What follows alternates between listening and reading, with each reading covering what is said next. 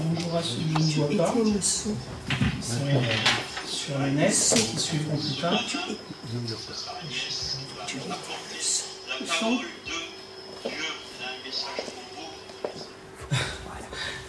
Il y a un décalage, Michel, entre... Oui, amen. Ok, donc par contre, je vais me bouger un peu parce que le cadrage... Voilà. Alors Michel, tu vas me suivre. Voilà. Ok. Bon, on s'améliorera au fur et à mesure. Hein. Là, on démarre. On le fait parce qu'on sait qu'on croit, en tout cas, on l'a reçu. Hein. C'est quelque chose que Dieu nous a mis à cœur et donné. Donc, le titre de mon message, c'est « Ta destinée est inscrite dans ton identité ». Alors, ce chant qu'on a entendu, c'est vraiment le chant, le thème que j'ai reçu et ce message que j'ai préparé.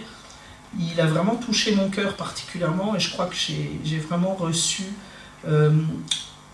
la compassion du Père dans mon cœur pour apporter ce message.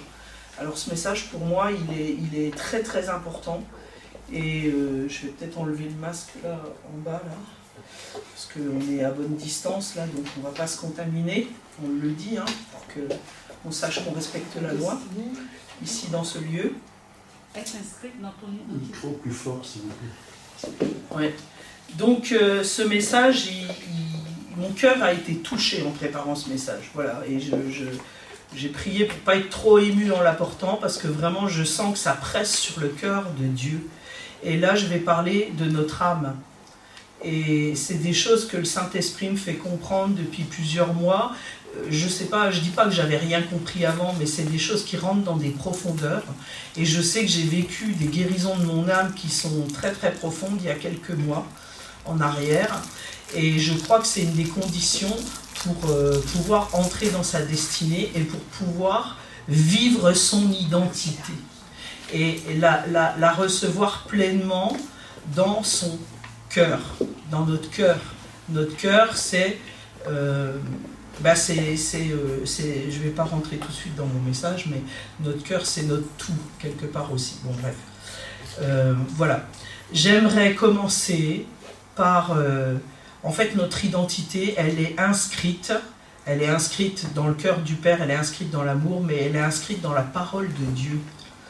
C'est pas ce qu'on a dit sur nous, c'est pas ce qu'on a vécu qui fait, c'est pas notre capacité qui fait ce que nous sommes. C'est ce que Dieu a dit que nous étions. Il est le Créateur. Il nous a créés et il dit qu'il est un Père. C'est d'ailleurs, Jésus est venu nous sauver, nous racheter, hein, et nous réconcilier avec le Père, mais je sais plus, oui, voilà. Il est venu nous faire entrer aussi, nous ramener à la maison. On peut le dire comme ça. Voilà. J'aimerais qu'on commence par une déclaration. Je vous invite à déclarer, en tout cas, on prend une position parce que ça a à voir avec notre foi. Et on en a parlé ce matin. Déjà, moi, ça me confirme que ce que j'ai reçu vient vraiment de l'Esprit parce qu'il y a tellement de choses à dire sur ce sujet que je veux saisir le fil que Dieu m'a demandé de saisir. Voilà. Et je vous propose de déclarer ce que nous sommes en Jésus-Christ. Mais ça, c'est la vérité, puisque Jésus, il est le chemin, la vérité et la vie. Il est la parole de Dieu qui a été faite chair.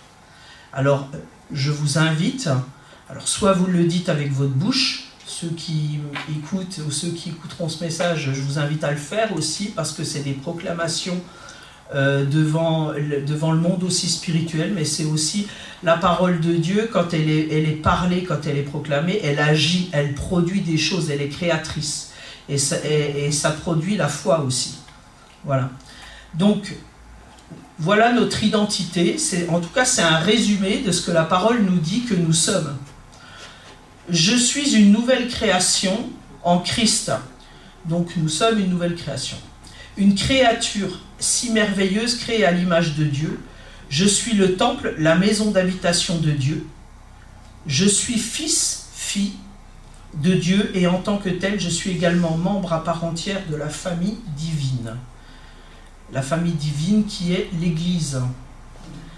La famille royale, donc dans l'Église, hein, je le répète, mais j'aime le répéter parce que c'est super important, parce que si on lit la parole, on le sait, hein, et c'est pas des choses qui sont minimes. L'Église, c'est Israël et toutes les nations qui sont sauvées, rachetées par le Messie, par le sang de Jésus. Voilà, c'est tous ceux qui ont été choisis par Dieu et qui ont accepté cette offre de salut, de rachat, par le sang de Jésus. Voilà, c'est tous ceux, mais y compris Israël, voilà. C'est important de nommer Israël à part parce que la parole nous en parle aussi comme ça. Hein. On nous parle de l'olivier franc et de l'olivier greffé. Amen. Et c'est important dans les temps que nous sommes d'être clairs au travers de ça et de ne plus être dans cette théologie du remplacement. L'Église ne remplace pas Israël. Il y a des projets pour Israël, le Fils aîné. Amen. Amen. Je parle d'Israël spirituel, je parle de celle qui accepte d'être réconciliée par le sang de Jésus. Entendons-nous bien, je ne parle pas de politique. Amen. Voilà. Je suis héritier et co-héritier de Christ. Donc, tout ce que le Père a est à moi. Amen. Nous sommes propriétaires des richesses de ce monde. Et de toutes les richesses, en fait. Hein. Même du ciel. Tout ce que le Père a est à moi. Je suis béni de toutes sortes de bénédictions spirituelles en Christ. Je suis donc sel et lumière là où je vis. Okay? Donc de la terre, mais comme ce matin, moi j'ai à cœur un message qui parle de notre âme, on va ramener à cette dimension de mon territoire. Voilà. Ça c'est mon identité, et on voit bien que dans mon identité est inscrite ma destinée. Donc, l'idée vraiment forte que j'ai eue, c'est qu'on se réconcilie avec nous-mêmes. Alors, au début, je recevais cette pensée Erad.